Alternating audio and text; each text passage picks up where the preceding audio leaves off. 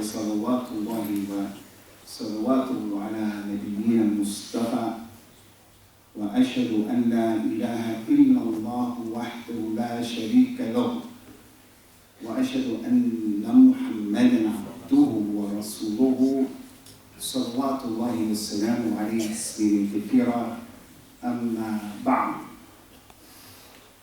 From the beginning of this year, January the 1st, 2018, until today, December the 21st, 2018, anyone, even including our young Shabab, these young Muslim boys and girls, anyone who has been blessed by Allah and he or she has been given a sound intellect and a sound heart, it became very clear to us why Allah called them Nasara Dhalin, and why he called the Al-Yahud Maghdubun Alayh.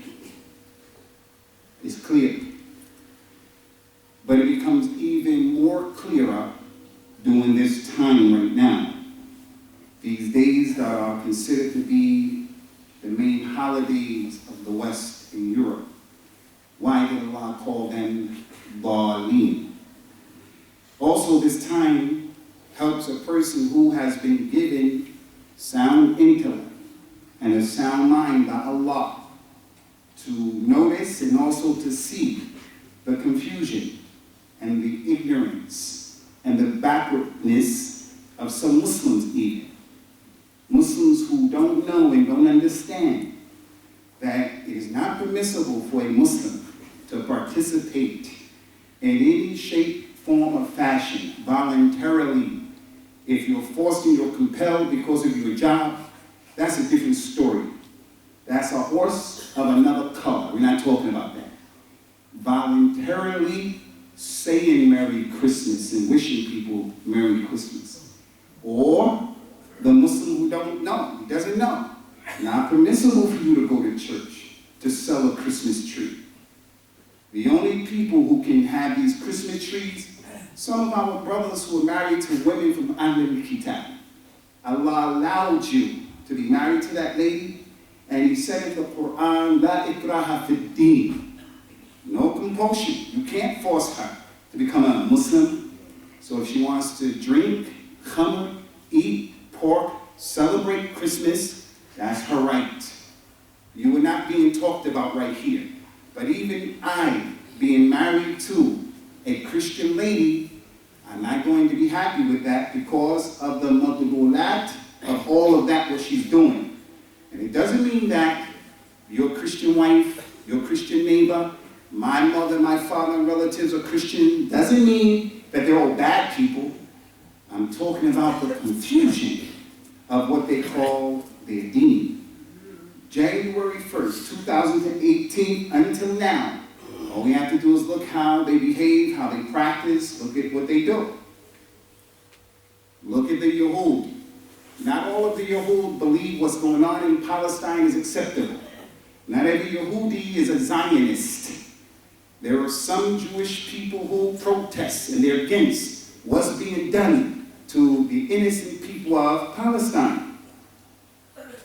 But there's not enough noise being made by the Jewish community collectively that this apartheid, this segregation and racism is not okay. As Muslims, from this minbar, many occasions I said, and I continue to say, I don't support Shabab of Somalia. I don't support Qaeda. I don't support Daesh. And I tell some of the young brothers, hey, slow down. Slow down. I don't want to see you going over to Syria or something like that because it's not knowledge-based. So we have to vocalize as Muslims, I'm against that, from the minbar. But we don't find the Yahud doing that in the numbers that's expected if their religion was the truth. We don't find that coming from the Nasara in the numbers if their religion was the truth. So right now, this holiday season, I just want to make a few points, very critical points. First of all, Muslims, as it relates to the prophets and the messengers, Salawatullahi wassalamu alayhim ajma'in. La nufarriqu bayna ahadin min rasuli.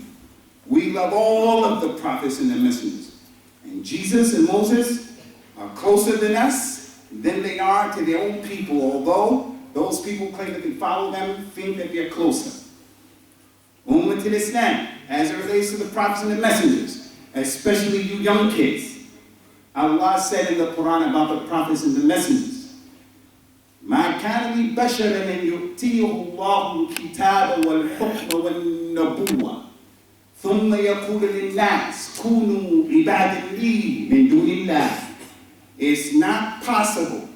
It is not possible for a human being, a prophet, a messenger, Prophet Muhammad, Moses, Jesus, Abraham, Ishaq, Yaqub, Zechariah. It is not possible for Allah to give the book, the revelation, to a human being, and then that human being goes to his people and he says to his people, hey, you people worship me instead of Allah. It will never happen. Jesus never said it. Prophet Muhammad never said it. Moses never said it. It is impossible. Just as it is impossible for you to jump up and to take a spark from the sun. You can't do it. It is more impossible. You're more capable, you and I are more capable going up, jumping off this ground and taking a spark from the sun and lighting our bukhur. That's more possible than a prophet to come and he says, worship me instead of Allah. Because the main subject and the main call of the prophet is to tell the people, La ilaha illallah. There's no God worthy of worship but Allah.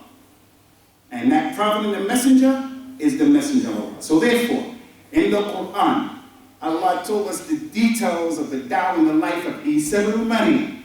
And he said to Isa about this, وَإِذْ قَالَ اللَّهُ يَا عِيسَى ابْنَ مَرْيَمَ أَأَنْتَ قُلْتَ لِلنَّاسِ اتَّخِذُونِي وَأُمِّيَ إِلَٰهَيْنِ مِن دُونِ اللَّهِ قَالَ سُبْحَانَكَ مَا يَكُونُ لِي أَنْ أَقُولُ مَا لَيْسَ لِي أَنْ أَقُولُ. Allah said, Isa ibn Maryam, did you tell the people, take me and my mother as two gods along with Allah and worship us? Worship me as the Son of God. Worship me as God in the flesh. Worship my mother as well as the mother of God, or the mother of the Son of God, or the wife of God. Isa, did you say that to the people? Isa ibn Maryam says, glory unto you, Allah. I never said that. It wasn't my right to say something that I didn't have any business saying. He said, and if I said it, you know that I said it. تَعْلَمُ مَا فِي نَفْسِي وَلَا أَعْلَمُ مَا فِي نَفْسِي. You know what is in my mind, in myself, and I don't know what's in yourself.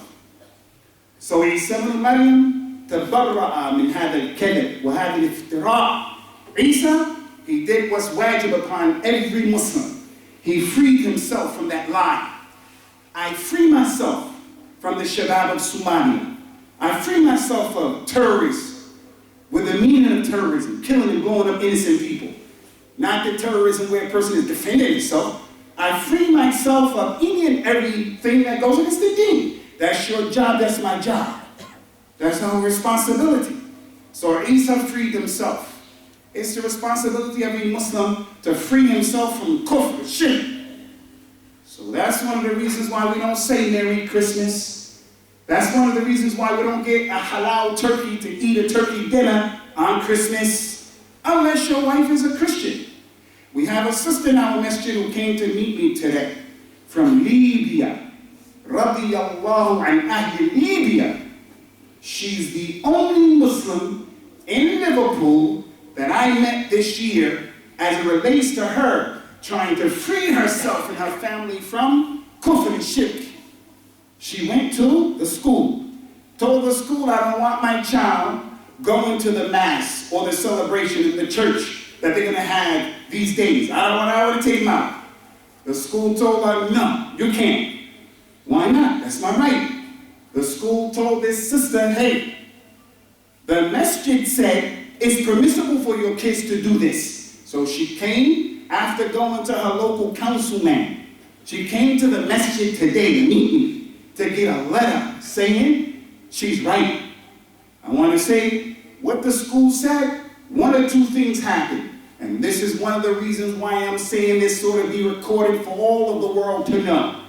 The malaika, the jinn, Bani Adam, Wallahu ta'ala, wa kafa billahi shahida. One of two things happened if the school said that. Number one, the one who said that is lying. If they said, I said that, or someone from this masjid said that from our official office, they're lying. Number two, maybe a different organization said that in Liverpool. Maybe a different masjid in Liverpool said that. I don't know. Because in our community, as I told you, these days, they show the sheer confusion of some of the Muslims, lack of understanding about the basics of Islam. There are some Muslims who believe that we can have an Islamic choir where we sing jingle bells and we sing Christmas hymns during this time. They may be in the main train station of Liverpool, Birmingham, London, whatever. We have a choir, your kids and my kids, little girls with hijabs on, singing about Santa Claus and the birth of Jesus and all of this khurafat and kufr and shit. Maybe they got that fatwa, that ruling, from someone from one of those organizations. But I want to say here, to that Libyan sister, to this community, and I call Allah to be a witness to what I'm saying. And this recording will be given to them as proof along with the letter. If it happens next year, this is the recording.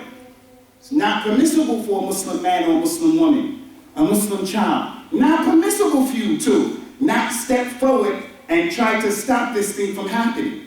Now, in some of these schools that you go to, our kids go to, you have to sign a contract. And it may be in the small, fine print that as it relates to our religious activities, you as the parent agree that your child will participate in every activity, and you signed up for that. Now, that's a different story. You shouldn't have signed that without bringing that issue to the table. Now, if you signed up for it, and now this is happening, you have to consider you signed up for it. But even then, if I was in your position, I'm going to try to take a position as the father of that child, not to allow this thing to go forth. Now, I told you, someone voluntarily doing this is the real big problem. So that lady freed herself. Now I know, as I told you, we have some people in our community, subhanAllah. If they hear you say, you can't say Merry Christmas, they'll get mad at me, the African-American imam that they don't like. They get mad at me. I didn't say that. I'm not the first one to say that. That's from the Quran, that's from the Sunnah, as you're going to say. That's from the imams that you claim that you love and honor and respect. Like my imam, Al-Imam al-Shafi'i, who's not above the Prophet of Islam, sallallahu alaihi wasallam, but he made the statement.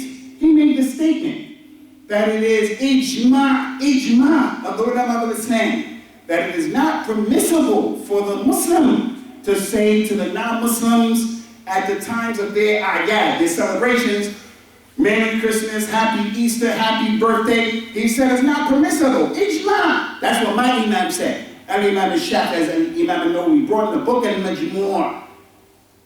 As it relates to those Muslims who get mad at me, this guy is backwards, this guy is hardline, this guy is rough and tough.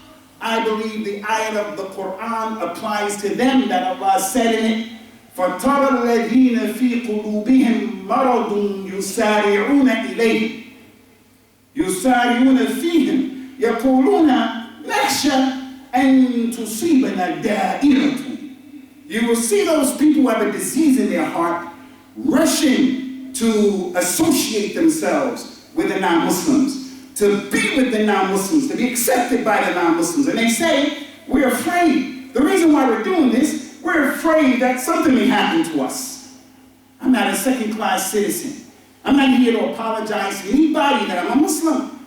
And these people have laws that protect us as it relates to our right to be Muslims, Christians, agnostics, atheists.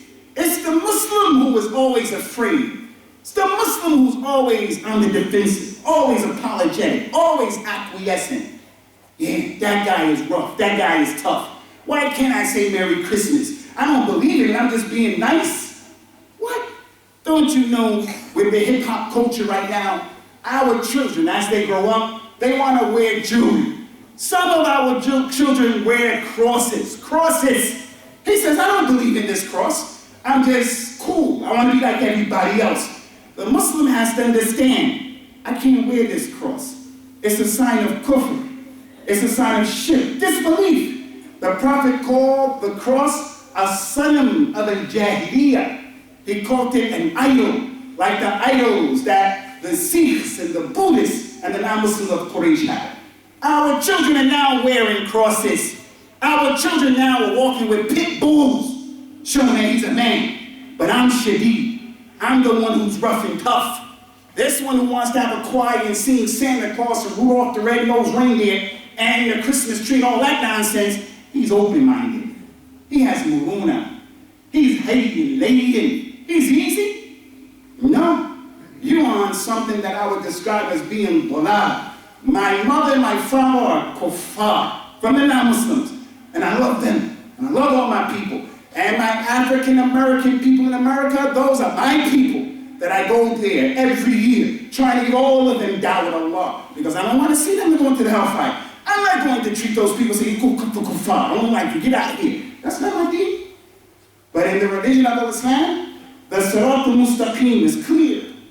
And what is not the Sirat al-Mustaqim is also clear. So listen, Ummah to Islam.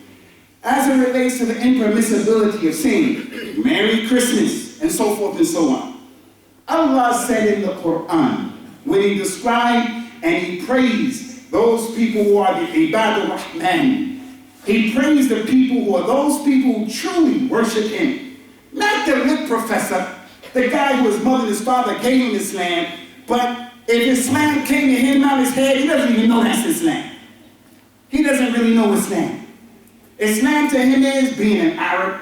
Islam with him is being Asian. He knows he's better because he was born and raised in Islam. But he doesn't know diddly squat about this deen.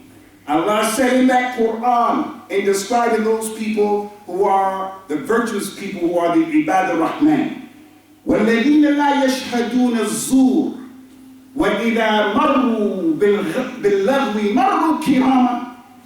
The good servants of Allah Rahman are those people who, when they bear witness, they do not bear false witness. They do not witness what is false, not true. And when they pass by vain speech, idle speech, they pass by it with honor.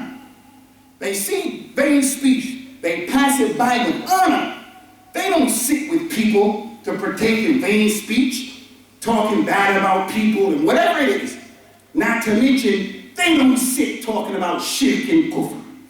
Another ayah of the Quran about this issue is that Allah Ta'ala commanded us when He said in the Quran, وَاجْتَنِبُوا الرِّجْزَ مِنَ الْأَوْثَانِ وَاجْتَنِبُوا الزُّورَ. Stay away, Muslims. Avoid and stay away from the idols, the dirtiness of it. It's najasa. Stay away from it. And stay away from vain speech. Stay away from false witness. The Tabi'i who learned the Quran from Abdullah bin Mas'ud, from Abdullah bin Abbas, his name is Mujahid. Mujahid said, I went over the Quran with Ibn Abbas 17 times. Every single ayat.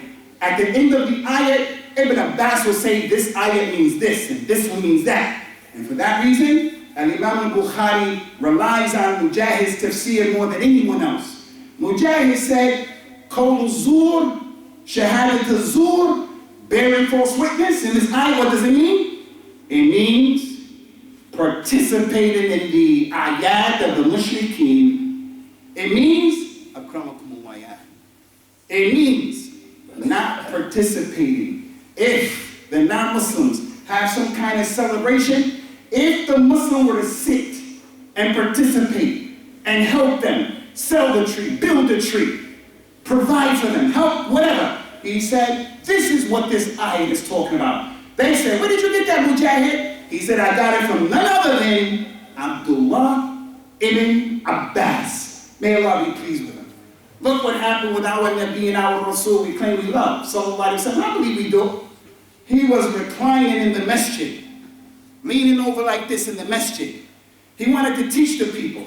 He said to the community, Ala unabbi'ukum bi akbar al-kibair. Should I not tell you people what is the biggest sins in the dunya? They say, yes. What are they, Ya Rasulullah? He says, sallallahu alayhi wa sallam, al-ishraku billah wa uquq al-walidain. And then he sat up.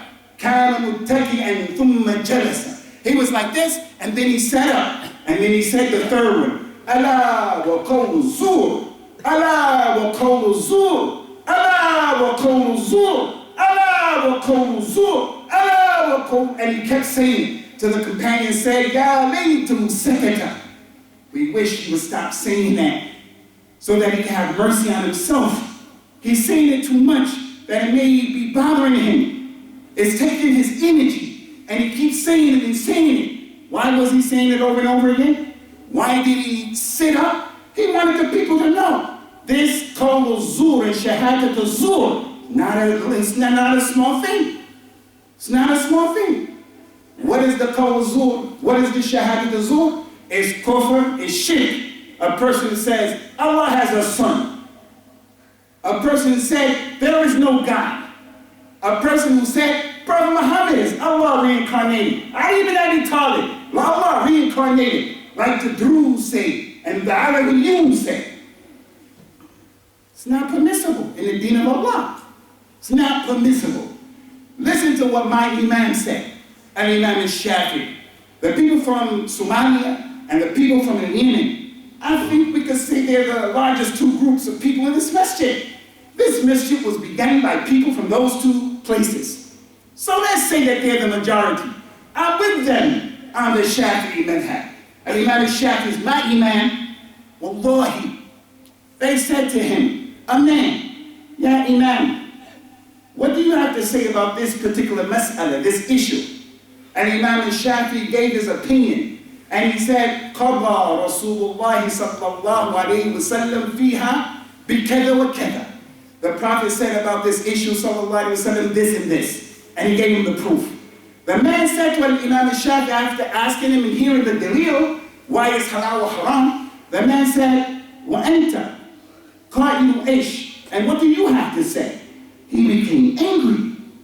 He said, you asked me an issue. I tell you that the Prophet sallallahu alaihi wasallam said this and this and this and that. And then you come and ask me what's my position? What you think my position is? Listen to what he said. He said, do you see me coming out of a church? Do you see me coming out of a synagogue? Do you see me wearing a zunar? A zunar is the belt that the friars and the monks and the priests and the pope, you know that thing? Now it's not a rope, it's not a belt, it's just a sacking thing. But the Christians back there, especially in the Sham, they used to wear this thing showing that they were Christians. It's like the Jewish hat.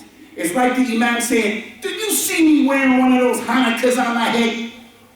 I say, the Prophet said this or that, and you say to me, what do I have to say? You see me a Jew or Christian? No, you see me as a person who says and believes in lakum dinukum waliyad-din. To you is your way, my way. Ummatul Islam. I am not standing up here saying to you, we have to be nasty and bad, disrespectful to non-Muslims. I'm not saying that. There are some non-Muslims in their behavior, in their akhlaq, in their adab. They're more intelligent than people in our community. They're harder workers than people in our community. They're more truthful than people in our community. But still, although that's the case, anyone who dies and not saying La ilaha illallah will not go to Jannah. I don't care who he's related to. So I'm not here saying be antisocial in your behavior. Be mad and nasty to your wife who's a Christian, your wife who's a Jew. I'm not saying that. I'm saying, as a Muslim, it's not permissible by any stretch of the imagination for the Muslim when it comes to issues like the celebration of these non-Muslims, for you to participate in that stuff knowingly. As a person who used to be a Christian, I had 2 AIDS since 1986. I had 2 AIDS in my life until today. And I can stand here and say in front of you, I don't know a word to use other than magic. But I don't mean magic, sihr, magic that's haram. I'm talking about growing up as a Christian. When Christmas used to come, it was a magical time. I don't mean sihr. I don't know another word to use. It was a special time as a kid. In Islam, in terms of my mashair, my emotions, my feelings, the AIDS that I experienced here in Liverpool, in Birmingham, all across the globe, the mashair that I have, they do not compare to what I experienced as a youngster with Christmas. Because I was living in America, in the West. So you're going to see, you're going to feel it. My parents went all out, buying us bikes and toys, and we come downstairs Christmas Eve to see that tree and our gifts and all that, and thinking that Santa Claus came. It was a special thing, affected our hearts, our minds.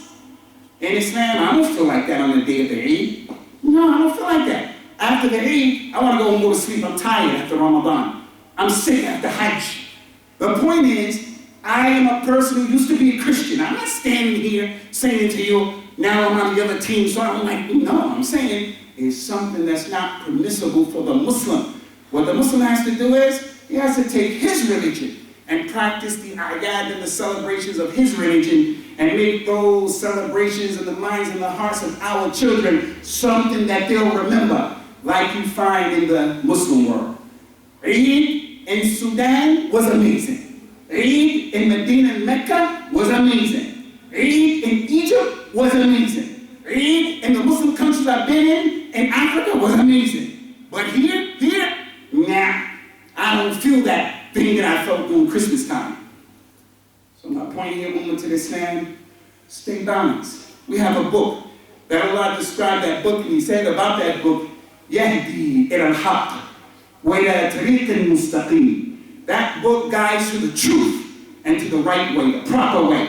How in the world can you say to someone, Merry Christmas? Meaning, Merry Christmas on the day that Jesus was born. That's not the haq, it's a lie. It's not known. Merry Christmas. Have a good day. This is the day that God's Son was born. And when the mountains and the earth hear, when the heavens hear, the people saying Ar Rahman has a son, the mountains are about to fall down, that people will make such a claim. But Bani Adam, on the other hand, not only is his heart not affected by it, but the one who says it's not permissible, he becomes the enemy. Now, I'm not the first one to say this is impermissible. Al-Imam al-Shafi'i said, not permissible. You Maliki people, Al-Imam Ibn Abdul Barr, who gave explanation of all of the hadith in the Muwatta al-Imam Malik in the Tamheed, said ijma, not permissible to say Happy Christmas or whatever to non-Muslims. It is ijma between the scholars of Islam. أقول قولي هذا وأستغفر الله لي ولكم ونسأل الله تعالى التوفيق والسداد.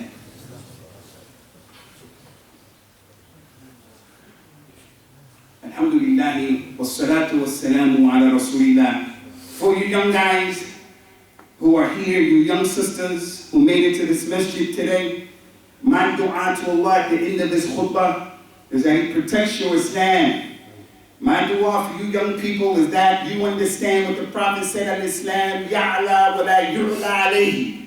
Al-Islam should be uppermost. You see me doing this? I want to go higher, stand on the chair. I want to stand on this chair and go high so that you can see an illustration. Nothing should be over what Allah said. Nothing should be over what the Prophet said.